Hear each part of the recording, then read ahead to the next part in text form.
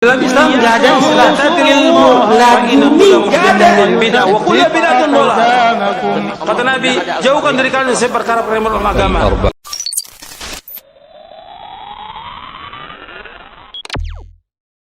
Tolong ceritakan tentang sejarah maulid. Apakah maulid Nabi SAW termasuk bid'ah hasanah?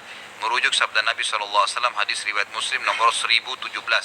Barang siapa yang membuat-buat hal baru yang baik dalam Islam, maka baginya pahala dan pahala orang yang mengikutinya, dan begitu pula sebaliknya.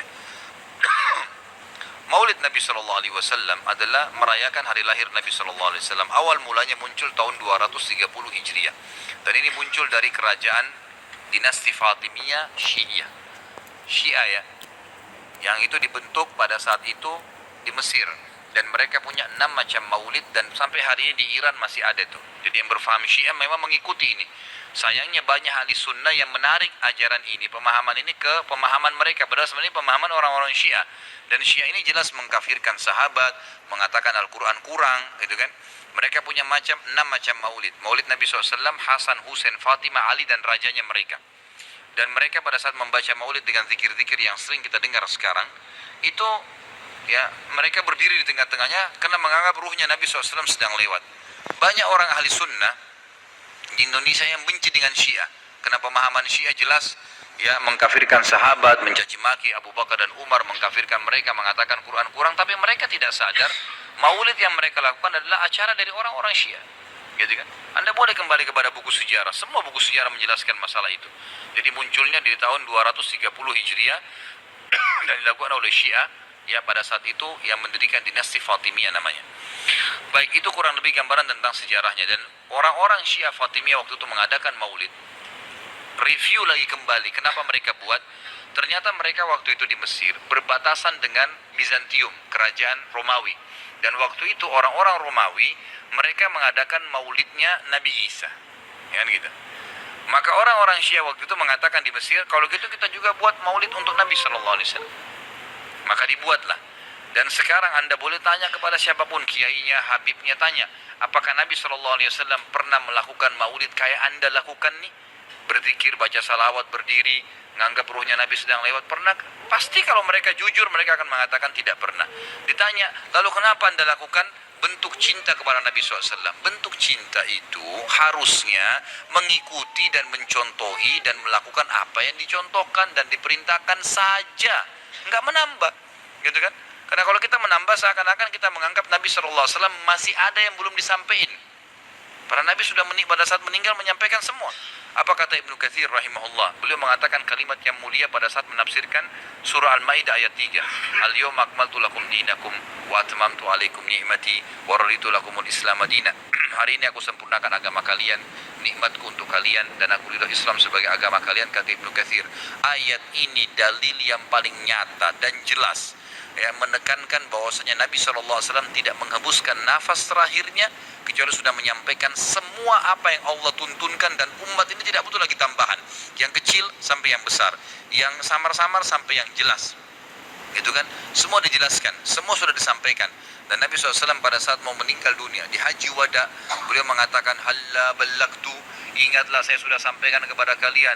Alla ballagtu, ingatlah saya sudah sampaikan kepada kalian. Sudah cukup semuanya, maka jangan ditambah, jangan dikurangin, saudara. Bacalah salawat. Nabi SAW perintahin tuh, banyak perintah salawat.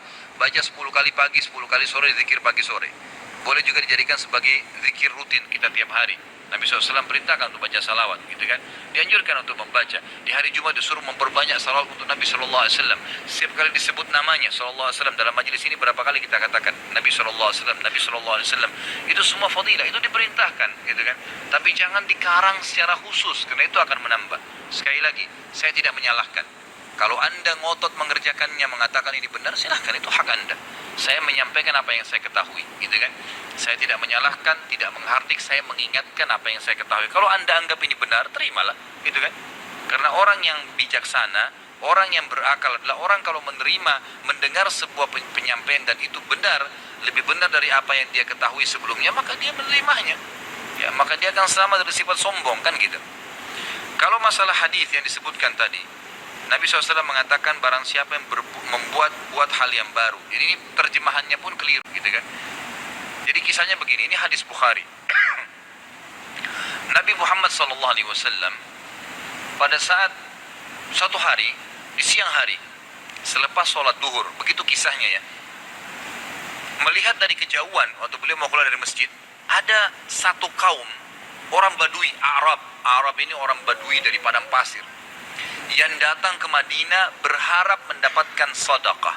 Karena miskinnya mereka, dalam riwayat ini dikatakan sampai mereka hanya menggunakan satu lembar kain yang tidak dijahit. Mereka cuma lilitkan di badannya, ya, kalau ada angin tersingkap aurat mereka karena miskinnya, dan mereka mengikat ujung kain itu satu sama yang lain di lehernya, gitu kan? Dan diikat juga di bagian bawahnya, sehingga memang peka sekali bisa kelihatan auratnya. Dan dari muka mereka kelihatan, dalam hadis ini dikatakan kemiskinan, wajahnya sudah hitam, kelihatan tua sekali karena susahnya. Lalu Nabi SAW naik di atas mimbar sambil berkata, ini pentingnya mempelajari sababul wurudnya hadis. Sebabnya hadis disebutkan, sama kalau ayat sababun nuzul ya. Perhatikan hadis tadi yang disebutkan, ini adalah sababul wurudnya. Ini saya ceritakan sekarang. Maka Nabi SAW naik di atas mimbar setelah tahmid dan salawat untuk diri beliau dan memuji Allah tadi, tahmid dan salawat, beliau mengatakan, wahai muslimin, sesungguhnya semua yang kalian kumpulkan di dunia tidak akan bermanfaat buat kalian. Semua akan habis. Sebaik-baik harta kalian adalah harta yang kalian infakkan selama kalian hidup. Maka berinfaklah sebelum datang masalah akhirat, datang kematian. Lalu dalam hadis ini panjang lebar Nabi SAW menceritakan masalah kematian, masalah hisab hari kiamat. Lalu motivasi, bersedekahlah sebelum terlambat waktunya.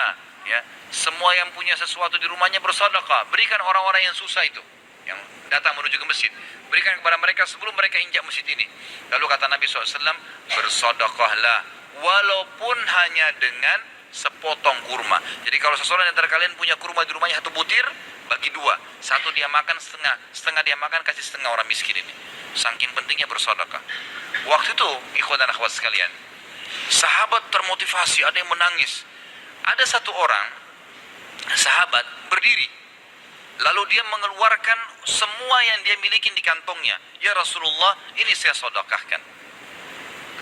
Dengan melihat orang itu melakukan, sahabat di masjid rame-rame melakukannya, pada keluarin semua hartanya.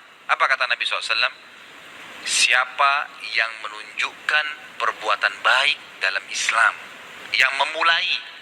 Kenapa? Karena tadi ini orang memulai kasih, maka dia akan mendapatkan pahala orang yang melakukannya tanpa dikurangi sedikit pun dari pahala orang yang melakukannya. Jadi kalau kita ajak orang ke masjid atau kita ajak orang bersedekah, lalu dia dapat pahala nih 10 pahala misalnya karena sholat atau karena sedekah, kita kena mengajaknya, diberikan juga pahala 10 tanpa dikurangi dari pahala dia, kan begitu. Ini sebabnya hadis. Sayangnya hadis ini disalahfahamin, dijadikan bolehnya mengatakan ada bidah hasanah. Semoga Allah berikan hidayah. Padahal mereka tidak paham sebab urutnya. Ada sebabnya hadis itu disebutkan. Jadi bukan kosong begitu saja, gitu kan. Jadi mudah-mudahan ini bisa difahamin apa yang telah Nabi SAW sampaikan.